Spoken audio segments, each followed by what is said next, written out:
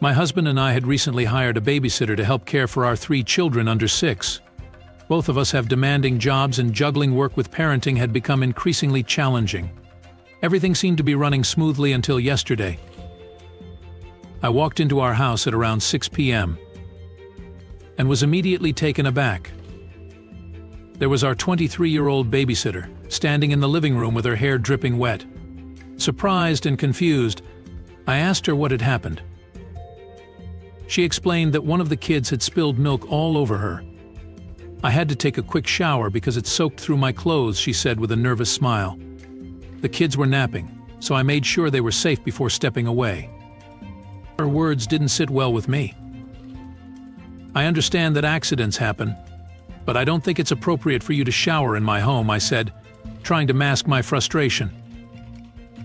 The babysitter brushed off my concerns. It wasn't a big deal, she replied casually, as if this was a perfectly normal part of her day. As we were discussing the matter, my husband appeared out of nowhere, stepping into the living room. His unexpected presence startled me even more. He was supposed to be at work. He usually worked the night shift. To my surprise, he sided with the babysitter. She did the right thing under the circumstances, he said firmly, defending her actions. I felt cornered and dismissed. The babysitter soon gathered her things and left for the evening, leaving me alone with my husband. My mind was racing.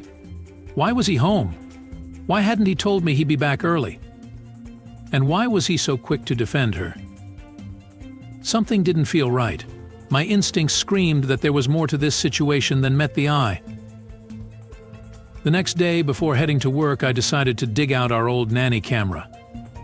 It had been tucked away in a closet since our children were babies. Dusting it off, I set it up discreetly in the living room. If something was happening, I needed to know. The morning started as usual, getting the kids dressed, preparing breakfast, and saying goodbye to my husband as he left for his supposed shift.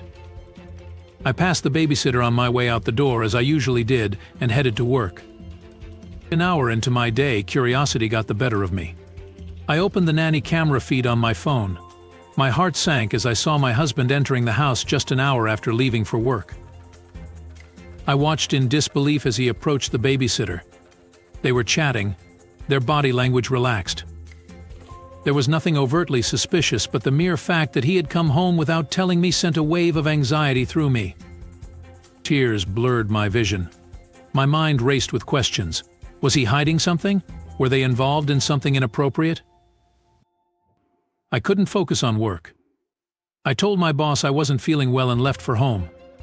My emotions swung between dread and determination as I drove. When I walked into the house, my husband was at the stove, cooking dinner. The sight was so ordinary that it almost felt surreal. "Why are you home so early?" he asked, his voice filled with concern. "There was a power outage at work," I replied, trying to keep my tone neutral.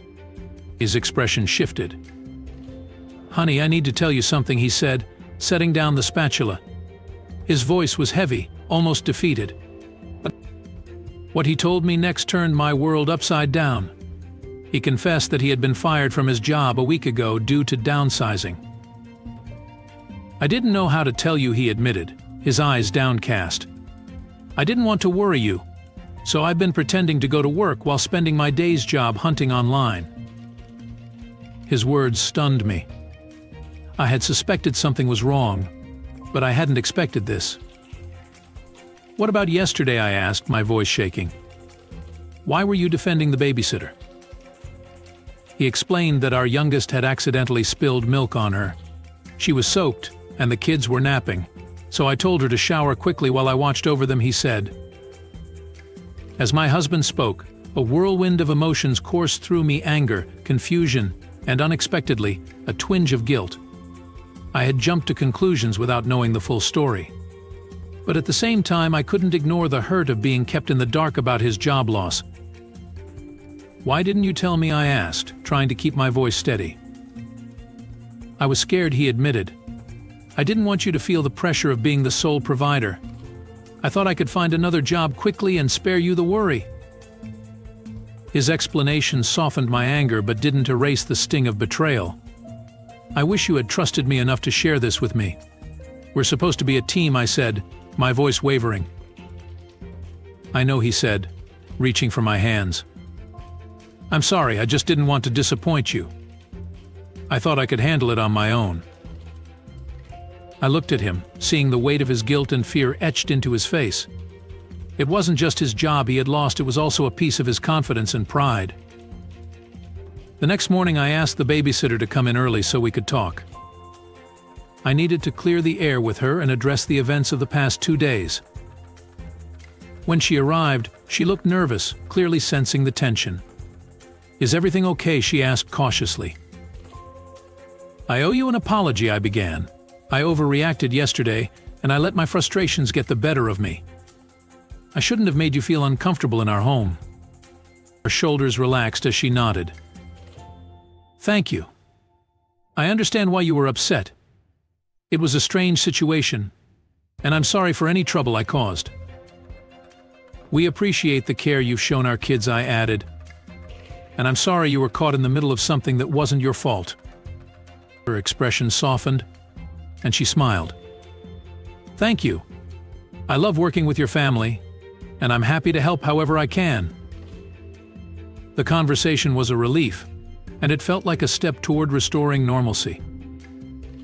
That night, my husband and I sat down for a long, honest conversation. We talked about the strain we were both feeling from juggling work, parenting, and the unexpected curveballs life had thrown our way. We've been trying so hard to protect each other that we've forgotten how to lean on each other, I said, voicing a thought that had been weighing on me. He nodded. I think I was so focused on fixing everything myself that I didn't realize how much I was shutting you out. We made a promise to be more open with each other, no matter how difficult the truth might be. Hiding our struggles hadn't protected our marriage, it had only created cracks in our foundation. The next few weeks weren't easy, but they were filled with small victories. My husband began to open up more about his job search, and I did my best to support him without letting my own fears take over. The babysitter continued to work with us, and her professionalism and kindness became even more apparent as she supported our family during this challenging time. She became more than just a caregiver, she was a part of our household in a way we hadn't fully appreciated before. Reflecting on everything that had happened, I realized that the incident with the babysitter had been a wake-up call. It forced us to confront the issues we had been avoiding and reminded us of the importance of communication, trust, and teamwork. We learned that no matter how strong a relationship is, it can't survive without openness and understanding. And while life's challenges can test our bonds, they can also strengthen them if we face them together.